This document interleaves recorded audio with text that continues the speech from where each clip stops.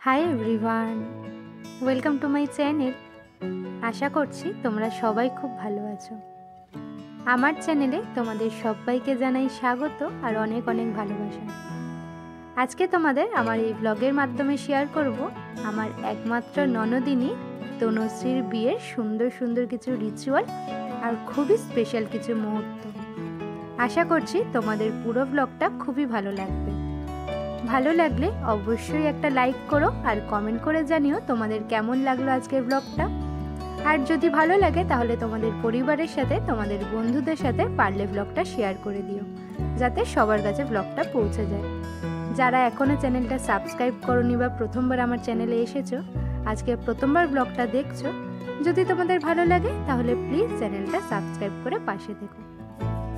আজকের ব্লগটা এখন থেকেই শুরু করলাম।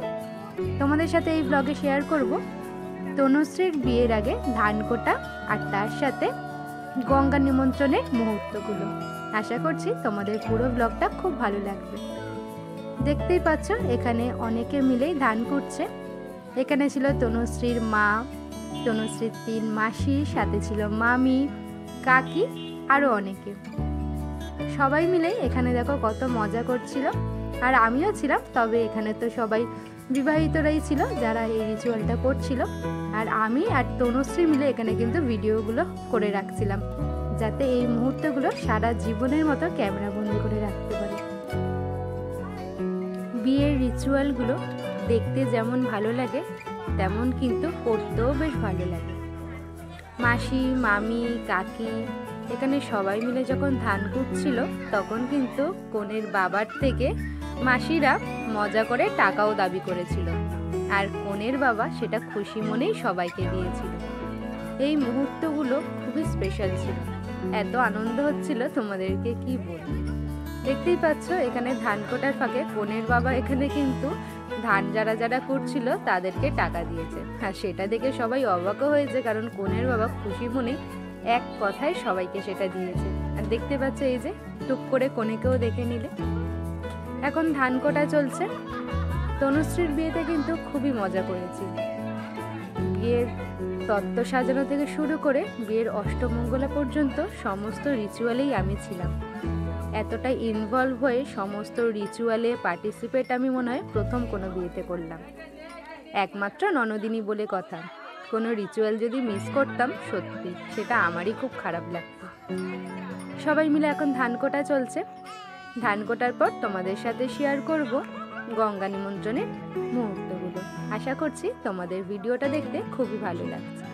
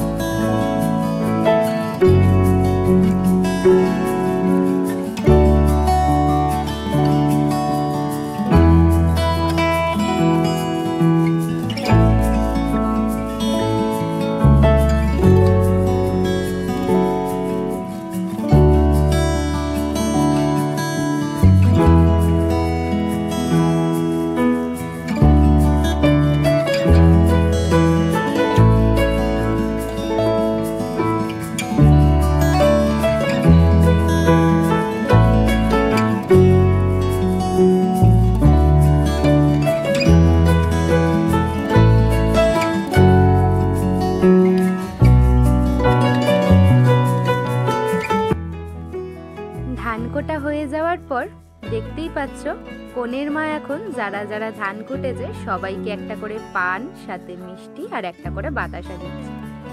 এটা নাকি রিচুয়ালের মধ্যেই পড়ে, যারা ধান কোটে তাদেরকে এটা দেওয়া হয়। আর এইগুলো দেখতেই পেয়েছিলে ধান কোটার সময় সামনেই রাখা ছিল। আমাদের যদিও এই ধান কোটার রিচুয়ালটা নেই, তাই এই রিচুয়ালটা সম্পর্কে আমি বেশি কিছু জানি না। যতটুকু ওখানে দেখেছি সেটাই তোমাদের সাথে শেয়ার করলাম। তো সবাইকে ওর মা বলছিল যে এটা কিন্তু খেয়ে নিতে হয় সাথে সাথে। তো সবাই তখন এটা খেয়ে নিয়েছে। এই যে দেখতেই পাচ্ছ, এটা আমাদের সেই কোকোকে তোমরা চেনো, কোকোর মা। তো সবাই এখানে ছিল, সবাই এক জায়গায় হলে তো খুবই আনন্দ হয়। আর এই যে কাকি দেখো না, কাকি একদম মন দিয়ে কিন্তু ধান কুটছিল। তো সবাই মিলে এত আনন্দ করছিলাম, কাকিকে তো বলেই যাচ্ছিলাম তুমি একটু পোজ দাও, তোমার একটু ফটো তুলি। কারণ একসাথে সবাই হলে কাজটা করতেও যতটা ভালো লাগে তার থেকেও বেশি কিন্তু আনন্দ হয়। তো ধান কোটা তো এখন মোটামুটি কমপ্লিট। এখন যাব আমরা সবাই মিলে গঙ্গা নিমন্ত্রণ করতে। তবে গঙ্গায় তো যাওয়া সম্ভব হয়নি, কারণ গঙ্গায় যেতে হলে আর একটু দূরে যেতে হতো। আর বাড়ির পাশেও পুকুর ছিল না, পুকুরটাও একটু দূরে ছিল, আর অনেকটাই রাত হয়ে গেছিল। আর জানোই তো তোমরা, তনুশ্রীর মা মানে আমার শাশুড়ি মায়ের পায়ে কতটা ব্যথা। তো এই পা নিয়ে এতটা দূরে যাওয়াও তার পক্ষে সম্ভব ছিল না। এমনিতেই বিয়ের কাজবাজ এতটাই ছিল, শরীর তো এমনিতেই খারাপ ছিল। তাই সবাই বলল সামনেই কল রয়েছে, কলেই আর কি গঙ্গা নিমন্ত্রণটা করে নিতে। যেমন অবস্থা সব কিছু দেখেই তো কাজবাজ করতে হয়, তাই এই রিচুয়ালটা সবাই মিলে দেখো কলেই করে নিয়েছে। সত্যি কথা বলতে সবার আশেপাশে তো পুকুর গঙ্গা থাকে না, তো যেখানে যেমন পরিস্থিতি সেখানে তেমনটাই কিন্তু মানিয়ে নিতে হয়।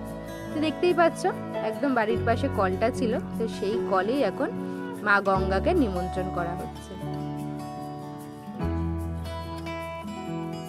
মা সর্বত্রই বিরাজমান, দেবতা সব জায়গাতেই রয়েছে, তাই মা গঙ্গাকে এখানেই নিমন্ত্রণ জানানো হলো। আর জল সইতে যাওয়ার সময় কিন্তু পুকুরেই যাওয়া হয়েছে, কারণ তখনও কিন্তু আমি ছিলাম আর রাস্তাটা খুবই অন্ধকার আর অনেকটাই দূরে। তাই ছেলেরা কেউ না থাকলে একা একা ওই দিকটা না যাওয়াই ভালো। যেহেতু আমি গেছি তাই আমি যাই। আর সত্যি কথা বলতে বিয়ে বাড়িতে সবাই খুব ব্যস্ত ছিল। এটা তো বিয়ের আগের দিন, বাড়িতে তখন সেইভাবে কেউ ছিল না যে তখন আমাদেরকে গঙ্গায় বা কোনো পুকুরে নিয়ে যাবে। তাই এখানেই গঙ্গা নিমন্ত্রণটা করে দেওয়া হলো। তোমরা দেখতেই পাচ্ছ এখানেও কিন্তু অনেক সুন্দর করে কনের মা গঙ্গা নিমন্ত্রণটা করে নিচ্ছে। আশা করছি তোমাদের দেখতেও খুব ভালো লাগলো। বিয়ের প্রত্যেকটা রিচুয়ালই কিন্তু খুবই সুন্দর, আর খুবই ভালো লাগে এই রিচুয়ালগুলো দেখতে। আশা করছি তোমাদেরও দেখতে ভালো লাগছে। তোমাদের কেমন লাগছে অবশ্যই কিন্তু জানিও। এরপরে তোমাদের সাথে একে একে বিয়ের সমস্ত রিচুয়ালটাই শেয়ার করব, যেমন মেহেন্দি, অধিবাস, জল সইতে যাওয়া, বিয়ে, বৌভাত, সমস্ত কিছু। আশা করব তোমরা প্রত্যেকটা ভিডিওই মন দিয়ে দেখবে, আর পুরোটা দেখবে, তোমাদেরও ভালো লাগবে। আজকের ব্লগটা তোমাদের সাথে তাহলে এই পর্যন্তই রাখলাম। আশা করব তোমাদের আজকের ব্লগটা দেখতেও খুব ভালো লাগবে। আজকে তোমাদের সাথে গঙ্গা নিমন্ত্রণ আর ধান কোটার রিচুয়ালগুলো শেয়ার করলাম। তোমরা কিন্তু অবশ্যই কমেন্ট করে জানিও তোমাদের কেমন লাগলো। তোমাদের সাথে দেখা হবে নেক্সট ভিডিওতে। আজকে তাহলে আসি, সবাই ভালো থেকো, সুস্থ থেকো, টাটা।